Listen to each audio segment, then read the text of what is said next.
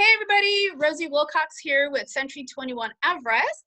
And today in my series of all the parties involved in a real estate transaction, we have here Carolyn with First American NHD. Hi Carolyn. Hey, good morning. How's it Morning. going? Good, how are you? Doing well. Awesome. So Carolyn, let's start by telling me a little bit about yourself. I have actually been providing disclosures with First American for 20 years now. Wow. I actually got into the business right as it became required by law to be on a statutory form, and been doing it ever since. I love my job. I love what I do. And I actually, believe it or not, I came from the fashion industry. Oh, okay. And I spent 20 years there, and then I actually hate earthquakes. And I ended up working for a company that discloses if your home sits in an earthquake zone. So I don't know how that happened, but it happened. So Interesting. Very different. yes, Fashion right? to I know. earthquakes. Okay, awesome. And so tell me what all kinds of things go into an NHD. And for someone that doesn't even know what an NHD is, can you explain a little bit about that? Yeah, absolutely. Typically, the general public really doesn't know what an NHD report is, and that is a natural hazard disclosure report. It is required by law. It's part of the transaction that is handled through escrow, typically. But it does disclose the 6 natural hazard zones in the state of California. And actually, it's the only report that's in the state of California. I mean, there's no other states throughout the United States that require a disclosure report, just California. So we disclose 2 flood zones, 2 fire zones, the earthquake hazard zones, and if a property sits in like a landslide or liquefaction zone. So those are the actual 6 natural hazards that are required by law to be on this particular form. And throughout the years, as we have lots of lawyers in California, Yes, we and do. lawsuits, and you know, 80% of lawsuits with real estate have to do with lack of disclosure. So our report has grown over the years. So not only have we just do those 6 natural hazards, which is what originally started out as, we now disclose Mellorews, we disclose commercial and industrial proximity, we disclose environmental issues under the ground, we disclose transmission pipelines. For an example, if anyone can remember back 2009, I believe, San Bruno up north, the PG&E pipelines exploded in a neighborhood. And because of that, we now disclose in our report if a home sits within 2,000 feet of any of these liquid or gas transmission pipelines. So usually there's always an event that has happened, and then that's how it kind of ends up in our report. Trigger something, right? Right? Yeah. Northridge, not the Northridge, the Sylmar earthquake back in 72, you know, that's the reason for that disclosure now, as far as a home being in the proximity of any of these earthquake hazard zones. So Interesting. yeah, I don't know if you remember, Guadalajara in Mexico had many years ago now, and I'm talking over 20 years ago, they actually had a huge explosion that took out a lot of the city. Again, this was more than 20 years ago, and we had actually gone on vacation. I was young at the time with my parents, and we were there the day before this huge explosion. And I remember just thinking, like, the air just doesn't seem right. You know, it was interesting. And you don't know what you're walking over, right? I mean, as they put all the power lines under us, as right. you know, the platelets and the earth change. Well, interesting. Now, I know that I've looked, obviously, I see these with every transaction. And they could be very overwhelming, especially some companies that just want to tack on all these pages. So what would be the best way to either read it, or what does your company do to either make it easy to read, or if, you know, would somebody contact you, or would you contact agents saying, you know, these are the things that are maybe a concern or nothing to be concerned about? What's your approach on that? So if a homeowner, well, it's actually required by law for the seller to disclose to a potential buyer if any of these hazards are affecting the transaction. And then typically the agent or maybe even a buyer will reach out to me asking me questions. But you can sit down with the report. If the buyer's looking at the report, there's like an actual map that shows the house and then any hazards that are either affecting that property or within a mile of it. So even though they may not be sitting in a flood zone could be a quarter of a mile from their property. And that map, that first page of our report shows that. Second page shows all the environmental issues. So again, if on that map, you'll see the little red box, which is the house. And then it shows you if there's any underground leaky storage tanks, maybe some past spills, oil and gas wells, transmission pipelines. They get a bird's eye view of things that are either affecting the property or within a distance of it. And probably the best part of the report would be the summary page, because it's just like a real My quick favorite. right? Keep it simple. Yeah. It's real quick. It's like you just look at it and it says in or out. Yep, yes or no, in or out. And it just kind of goes down that way. And then if the client wants to like go, oh my gosh, what does it mean to be in a flood zone? They just click on the hyperlink right next to that and it takes them to a brief explanation. Also, if the client still has questions, if I can't answer them after 20 years, we have our geologists on staff too. And many times having our geologist speak with them kind of calms them down and kind of goes, hey, this is what it means.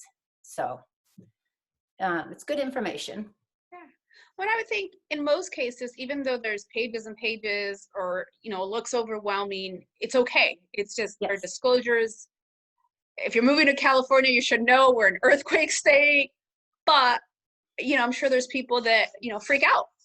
Yeah. I mean, it's interesting because, for example, out in Oxnard, I get a lot of calls with a person's home being in a dam inundation zone, meaning if there's a potential of a dam breaking and that parcel flooding. But there's nothing in Oxnard that warrants that. Well, through research, it's all those dams up in the Santa Clarita area, Bouquet, Castaic, Lake Piru, Pyramid. If those dams, with the event of an earthquake, were to somehow break, the water wants to go home. And home is the Pacific Ocean. So it just kind of naturally was going to flow through the 126 through Oxnard to the ocean. So once people hear that, they're like, oh, no big deal. Because by the time it gets to the Oxnard, there's probably oh yeah. Yeah. So now being close to a dam could be scary. Yes. And Bakersfield has that issue. Bakersfield has a big reservoir up there that's having it's on the top one of the top 5 on the priority list to be repaired.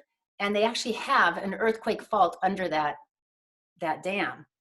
And we can track if something was to break, like how much time they have before it hits Bakersfield downtown, how much water they expect to be, by the time it hits the 5 freeway, there's nothing there. So, but they have some more issues up that way. Interesting, which, it's good information to know.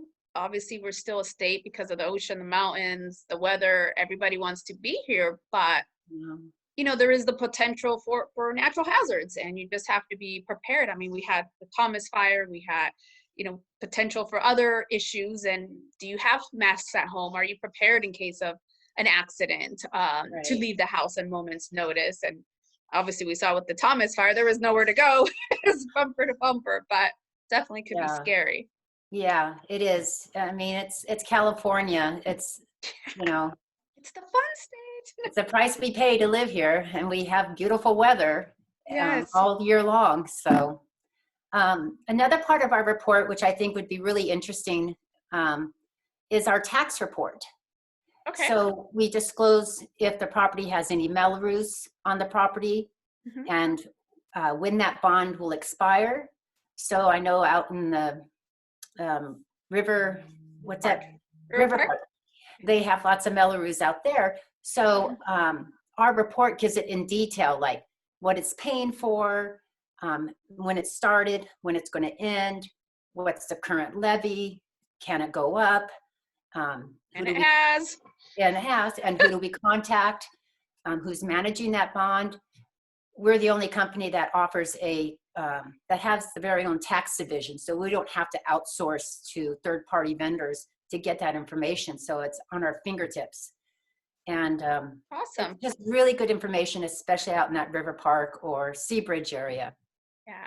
So. Yeah, I actually, I don't know if you know this about me, but I actually was on the launching team for River Park. So my initial experience, I came from new home sales. I worked in there, and it was a lot of fun, and resale is definitely different, very different, but I'm enjoying it. Well, very awesome. So Carolyn, if somebody wanted to contact you direct, whether they had a question or, they wanted to sell their home and they saw this video and they just were like, oh, I want to use her, she seems knowledgeable, could they contact you directly? Absolutely. My cell phone number is on my business card. So email me, text me, call me. I'm always available. Even on the weekends, if they actually have a report in front of them, I can actually help them with that if they have questions. So we're always here to help.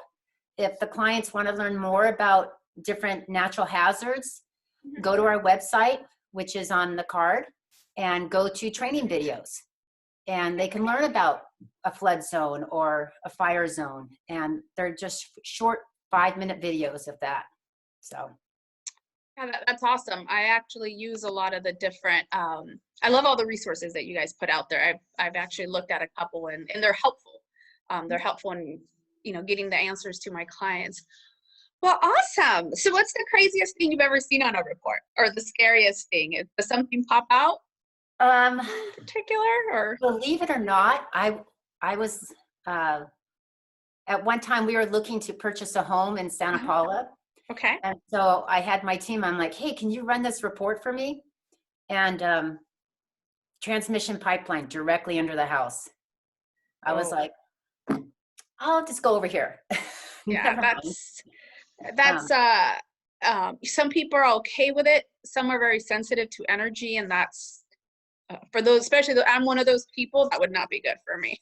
I don't think I could sleep. But, some people, again, it doesn't bother. And, we have the sources where we can find out if it's an active pipeline or if it's closed down, or, this one happened to be active. So, and they have a lot of that out in the Santa Paula, Fillmore area, a lot of those transmission pipelines. But some people, it doesn't bother them at all. So, Maybe most of them. Awesome.